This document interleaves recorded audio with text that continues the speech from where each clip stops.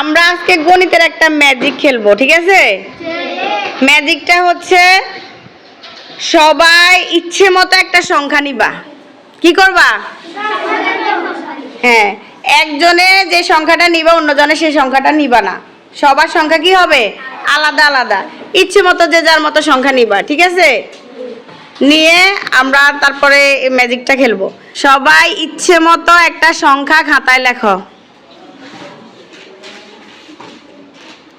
লিখছো? একটা সংখ্যা লিখছো?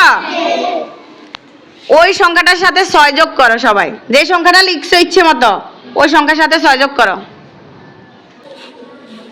যে উত্তরটা বের হয়েছে যোগ করার পর ওই উত্তরের সাথে কি করবা? 2 গুণ করে দাও। 2 গুণ করে বসাও। সবাই গুণ করছো? আচ্ছা, যে গুণফলটা বের হয়েছে, গুণফলটা যেটা বের হয়েছে, উত্তর যেটা বের হয়েছে তার সাথে এবার 4 বিয়োগ করো। আচ্ছা, 4 বিয়োগ করছো? 4 বিয়োগ করছো আর যে উত্তরটা বের হয়েছে তার সাথে আবার 2 দিয়ে ভাগ করো। ওই উত্তরটার সাথে 2 দিয়ে ভাগ করো। আমরা ভাগ করার পরে যে উত্তরটা পাইছি ওই উত্তরটার সাথে কি করব? প্রথমে যে সংখ্যাটা আমরা ধরে নিছি, সবাই একটা ইচ্ছে মতো একটা সংখ্যা ধরে নিছি, ওই সংখ্যাটা কি করে দিব? বিয়োগ করে দিব। বিয়োগ করো সবাই, এবার বিয়োগ করো। সবাই বিয়োগ করছো? আচ্ছা, এখন এবার হচ্ছে আমাদের আসল ম্যাজিক।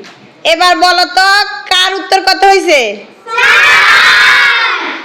সবার উত্তর 4।